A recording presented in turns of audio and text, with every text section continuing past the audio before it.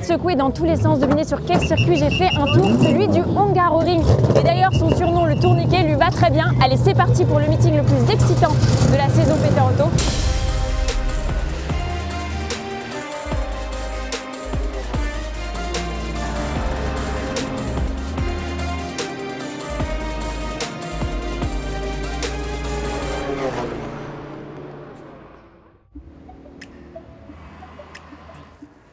Vous l'avez reconnu? Et lui? Je vais vous donner un petit indice. Alain, ça vous dit quelque chose? Vous les avez sûrement reconnus, Michael Schumacher ou encore Alain Prost. Tous les grands noms de la F1 ont leur buste ici à l'entrée du circuit et c'est pour rappeler l'importance géopolitique de ce circuit qui a été créé en 1985. Le Hungaroring, un nom qui symbolise à lui seul un tournant dans l'histoire du sport automobile. C'est ici en 1986 que se déroule le premier Grand Prix de Formule 1 à l'est de ce qu'on appelle encore le rideau de fer. Le 10 août, Nelson Piquet, Ayrton Senna, Alain Prost et toutes les stars de la F1 inaugurent un circuit construit en à peine 10 mois, à 20 petits kilomètres de Budapest. 250 000 Hongrois assistent à l'épreuve, sous les yeux d'un Bernie Ecclestone qui avait tenté en vain quelques années plus tôt d'organiser un Grand Prix en URSS. 3 ans avant la chute du mur de Berlin, le Hungaroring a marqué l'histoire avec un grand H. Si vous êtes déjà assis à bord d'une Porsche 911, eh bien cet environnement va vous être familier parce que la plus célèbre des Porsche n'a cessé d'évoluer au cours des années. Mais une 911, ça reste une 911 et d'ailleurs elle descend de cette voiture, la 2000cc, qui court chez Peter Otto en catégorie de Lead Cup.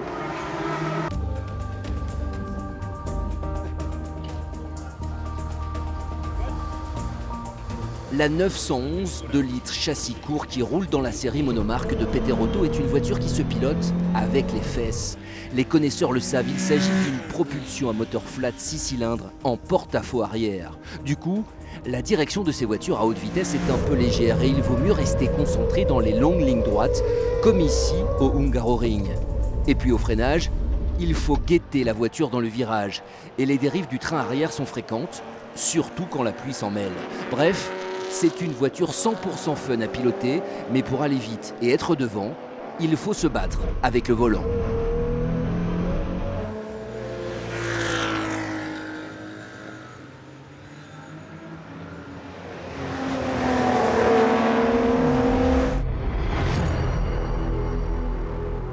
On se trouve sur la grille de départ du 60s Endurance et ce week-end, il y aura encore de la bagarre. Rappelez-vous, au Grand Prix de l'Âge d'Or, une Jaguar avait triomphé sur toutes les Shelby Cobra. Alors c'est parti pour 2 heures de course en 60s Endurance. La catégorie 60s mélange les genres et les styles. Si la Shelby Cobra se pilote tout en muscle, à l'image de l'équipage suisse Henry Moser et Charles Firmenich, ou des Britanniques Smith et Cottingham, la Jaguar type E se mène quant à elle un peu plus en douceur. Une obligation, surtout sur un circuit plus exigeant qu'il n'en a l'air. Le circuit du Hungaroring cache bien son jeu. Ça tourne beaucoup, il y a beaucoup de changements d'appui, il y a beaucoup de transferts de masse. C'est un vrai circuit de pilotage tout en finesse. En fait, il faut être doux, il faut être fin, il faut être coulé. Et là, on arrive à faire des chronos. Donc ça en demande beaucoup et c'est très intéressant et même c'est très passionnant. Les 2 heures de course et les passages de relais entre les pilotes font de cette catégorie l'une des plus spectaculaires du week-end. On retrouve aussi en 60s toute une série de voitures moins puissantes, mais très efficaces en piste, à l'image des Lotus Elan ou des Austin Healey. Auxquelles on n'oubliera pas d'associer les machines anglaises issues d'ateliers de petits constructeurs, tels TVR ou Morgan.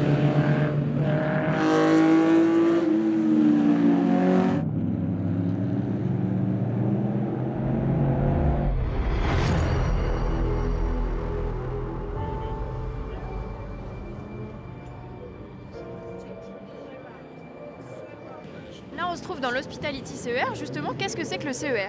Le CER, donc, c'est le Classic Endurance Racing. C'est le premier plateau historique créé par Peter Otto.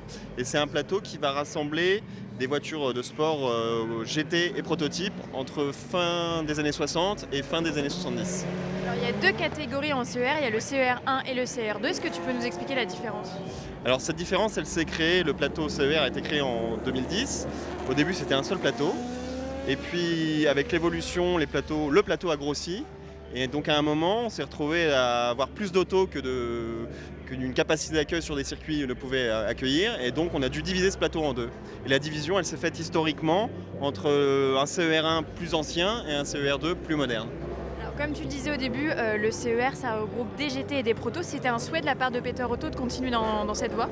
Oui, parce que c'est l'esprit des courses historiques, c'est d'avoir des courses qui mixent GT et proto, comme au Mans à l'époque, comme aujourd'hui encore, hein, les LMP et les GT roulent ensemble au Mans. Donc voilà, donc on reste dans cet esprit-là et on a effectivement des GT et des protos qui roulent, que ce soit en CER1 ou en CER2. Merci Pierre-Antoine. Les descendantes du CER, ce sont les voitures du groupe C apparues en 1982 et elles ont fait rêver pendant plus de 10 ans les passionnés du sport automobile.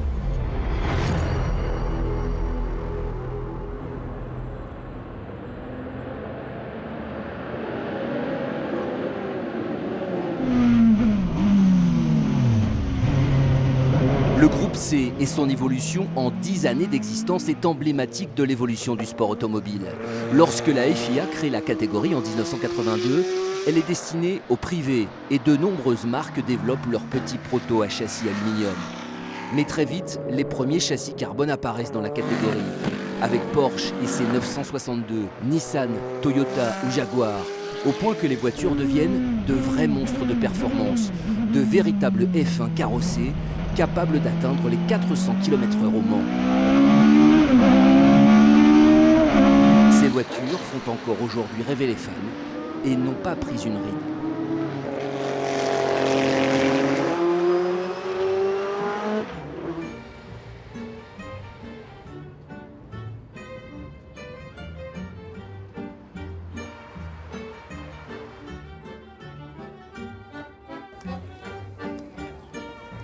Ah oui, pardon, j'ai oublié de vous dire, le circuit du Hungaroring se situe environ à une quinzaine de kilomètres de la ville de Budapest. Cette 4e manche des séries Peter Otto, c'est donc l'occasion de découvrir une des plus belles villes d'Europe. Regardez derrière moi comme c'est magnifique. Bon allez, on termine cette balade touristique et on retourne en piste avec la course de HTC.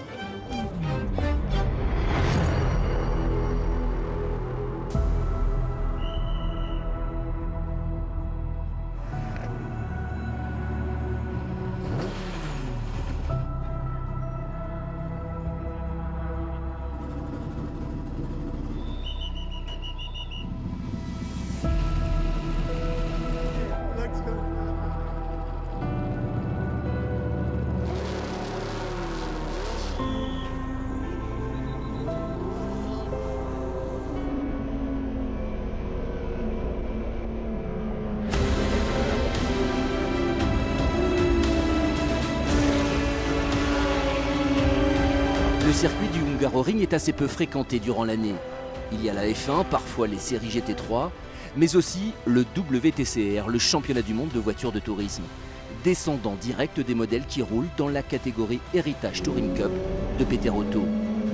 La BMW 635 CSI est ainsi la digne héritière de la 30 CSL, que l'on retrouve en championnat d'Europe de tourisme. Ce long coupé de la marque bavaroise a certes connu moins de succès que son aïeul, mais elle a tout de même marqué les années 80. Sans surprise, on retrouve aussi dans la catégorie les membres de la famille Ford. Choisissez au choix Mustang, Escort ou Capri.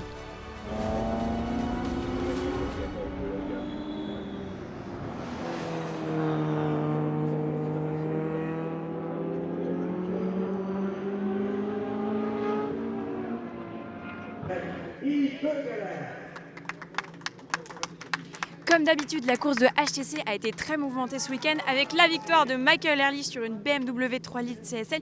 D'ailleurs, que des Suisses sur ce podium. Allez, moi je vais filer en vitesse avant la douche de champagne et je vous propose de retrouver Christian Brouillet qui vous parle de sa très belle Bizzarini 3500 GT qui court en Greatest Trophy.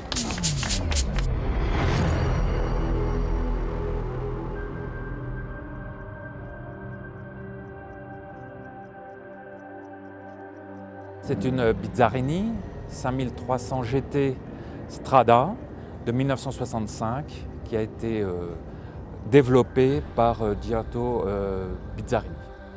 Même si le moteur est américain parce que malheureusement Bizzarini n'avait pas trouvé de moteur italien, donc il a mis un moteur et une mécanique américaine de Corvette, mais oui, l'âme est italienne. L'âme est italienne. Et donc, ce sont des voitures qui sont en même temps plaisantes à piloter, mais qui requièrent une très forte concentration. Son vrai point faible, ce sont les freins.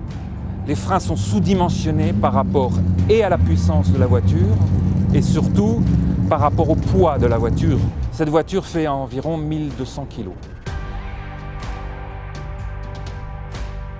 Ce qui me plaît le plus dans cette voiture, c'est ce côté féminin, mais en même temps très très brut. Il faut savoir maîtriser la puissance de la voiture et son couple. C'est un jeu sur le fil du rasoir. Il ne faut absolument pas laisser la voiture prendre le dessus, mais en même temps, c'est un pur sang et il faut lui laisser le champ de sa puissance.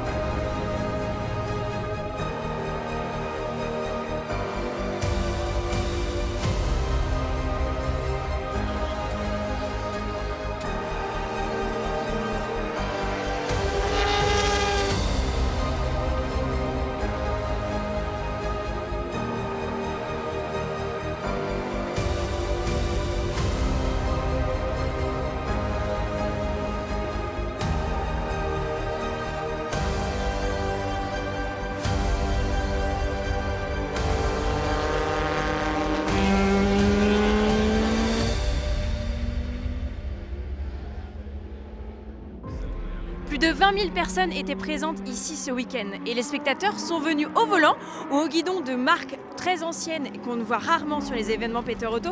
Je pense notamment à DKW, Wartburg, Lada ou encore évidemment Trabant, des marques de voitures des pays de l'Est, ce qui a donné un côté très exotique au circuit ce week-end.